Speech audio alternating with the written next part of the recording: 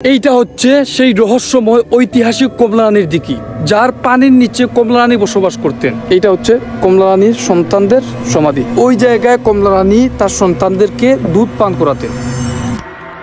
তো কিতা করে না করা হবে, বাংলাদেশের সিলেটের মৌলভীবাজার জেলার রাজনগর উপজেলার বুকে লুকিয়ে রয়েছে এক রহস্যময় ইতিহাস, যার পানির নিচে পড়ে আছে ভালোবাসা, আত্মত্যাগ, আরো রয়েছে কিংবদন্তির গল্প। হ্যাঁ গাইস, আপনি সঠিক শুনেছেন, আমি কমলা রানীর দিঘির কথা বলছি, যে দিঘিতে রয়েছে অনেক ইতিহাস, অনেক গল্প। তো চলুন প্রথমে আমরা কমলা রানীর দিঘিতে যাই। ওই জায়গায় গিয়ে কমলা রানীর পুরো গল্প, পুরো কাহিনী আপনাদেরকে দেখানো এবং শোনানোর চেষ্টা করব ইনশাআল্লাহ। এই জায়গা থেকে প্রায় 1 ঘন্টা জার্নি করে প্রকৃতির সৌন্দর্য দেখতে দেখতে আমরা চলে আসলাম রাজনগর বাজারে। এইটা হচ্ছে রাজনগর বাজার। এই জায়গা থেকে যদি আপনি কমলা রানীর দিঘিতে যেতে চান, তাহলে কোনো একটা অটো রিক্সা উঠবেন। ওই অটো রিক্সাতে 5 থেকে 10 টাকা ভাড়া নেবে, আপনাকে নিয়ে কমলা রানীর দিঘিতে নামাবে। তো ফাইনালি গাইস, আমরা কমলা রানীর দিঘির আশেপাশে আইসা পড়ছি। এই যে দেখেন, আপনাদেরকে ব্যাক ক্যামেরা দিয়ে দেখাচ্ছি কমলা রানীর দিঘির চর, যেটাকে বলা হয় চর, অনেক বিশাল দিঘি। কমলা রানীর দিঘির খুবই পাশে আমি চলে আসছি। তো চলুন কমলা রানীর দিঘিতে যাওয়া যাক। তো আপনারা যখন এই গেট দিয়ে ভিতরে ঢুকবেন, প্রথমেই দেখতে পারবেন একটি মাজার। এই মাজারটা হচ্ছে হযরত শাহ কুতুবউদ্দিন রহমাতুল্লাহি আলাইহি এর মাজার। তারপর এইখানে আরো ঈদগাহ আছে, মসজিদ আছে, মহিলাদের জন্য মসজিদ রয়েছে আলাদা নামকরণ। এটা হচ্ছে পুরুষদের মসজিদ, এইটা হচ্ছে ঈদগাহ, এইখানে ঈদের নামাজ পড়া হয়। আর এইটা হচ্ছে মহিলাদের মসজিদ, যেখানে বিভিন্ন জায়গা থেকে মহিলারা আসলে নামাজ পড়ে থাকেন। আর এইটা হচ্ছে পুরুষদের মসজিদ।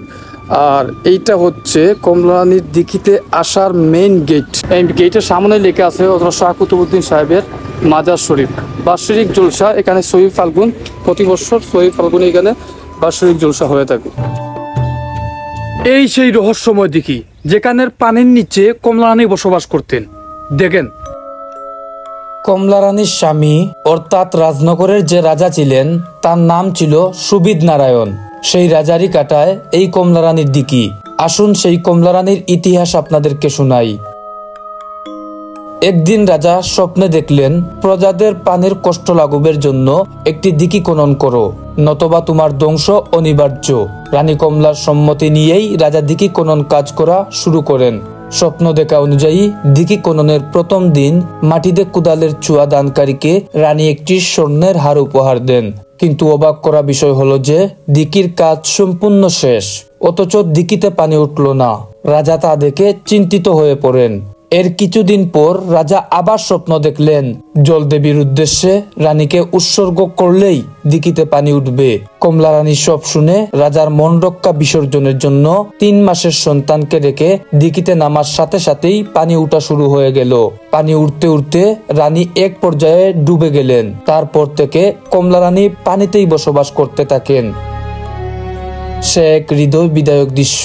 রাজা আবারও স্বপ্ন দেখলেন, দিঘির পারে সূর্যোদয়ের আগে তার 2 সন্তানকে এনে দিলে রানী দুধ পান করাবেন। জনশ্রুতি আছে, কমলা রানী পানি থেকে উঠে প্রতিদিন সকাল বেলা তার 2 সন্তানদেরকে দুধ পান করাতেন। আর আরেকটা কথা, আমি যতটুকু জানি, কমলা রানীর সন্তানদেরকে নাকি কমলা রানী ওই জায়গায় দুধ পান করাতেন, ওই জায়গায় দুধ পান করাতেন। তবে শর্ত একটাই, রাজা যেন রানীকে স্পর্শ না করেন। কিন্তু একদিন রাজা তার শর্ত ভঙ্গ করলেন। রানীকে জাপটে ধরতে চাইলেন, তখন কমলা রানীর দিঘিতে জাপ দিয়ে পড়ে গেলেন। তারপর একটি সোনার নৌকায় কাউয়া দিঘির হাওরের দিকে চলে গেলেন। আপনারা দেখছেন সেই ঐতিহাসিক কমলা রানীর দিঘি। দিঘির অবস্থান ধরা হয় 12 একর, 12 বিঘা, 12 বুয়া, 12 চটা জায়গা। এখন আমরা যাচ্ছি কমলা রানীর সন্তানদের সমাধিতে। আপনারা দেখতে পাচ্ছেন এই যে রয়েছে কমলা রানীর সন্তানদের সমাধি, এবং এর পাশে নাকি কবরস্থানও রয়েছে। তো কবরস্থান যেহেতু রয়েছে, আমরা জুতা খুলে তারপরে এখানে যাব। তো চলুন প্রথমে আমরা সমাধিগুলো আপনাদেরকে দেখাই। এখানে দৃশ্যমান আপনারা দেখতে পাচ্ছেন 2টি সমাধি রয়েছে।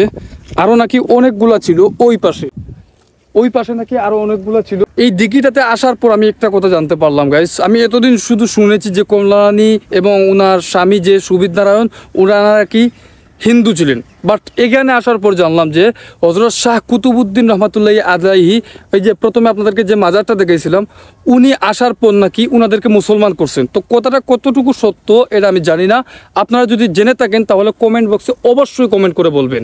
আর আপনারা দেখুন গাইস, মানে দিঘিটা দেখুন বাস, ও মাই গড, মানে এত বড় দিঘি। আজকের ভিডিওটি এখানে শেষ দিচ্ছি। ভিডিওটি যদি ভালো লাগে তাহলে লাইক করেন, কমেন্ট করে আপনার মূল্যবান মতামত অবশ্যই জানাবেন, এবং ভিডিওটি যদি বেশি ভালো লাগে তাহলে আপনার আত্মীয় স্বজনদের কাছে বেশি বেশি করে শেয়ার করেন। আর হ্যাঁ গাইস, এই যে সাবস্ক্রাইব বাটন দেখতেছেন ওইটাতে ক্লিক করেন, যাতে করে আমি পরবর্তী যেই ভিডিও ডালবো আপনি সবার আগে পেয়ে যাবেন। হ্যাঁ, আর সবাই ভালো থাকেন, সুস্থ থাকেন। আল্লাহ হাফেজ, দেখা হবে পরের কোনো এক ব্লগ ভিডিওতে। আল্লাহ হাফেজ।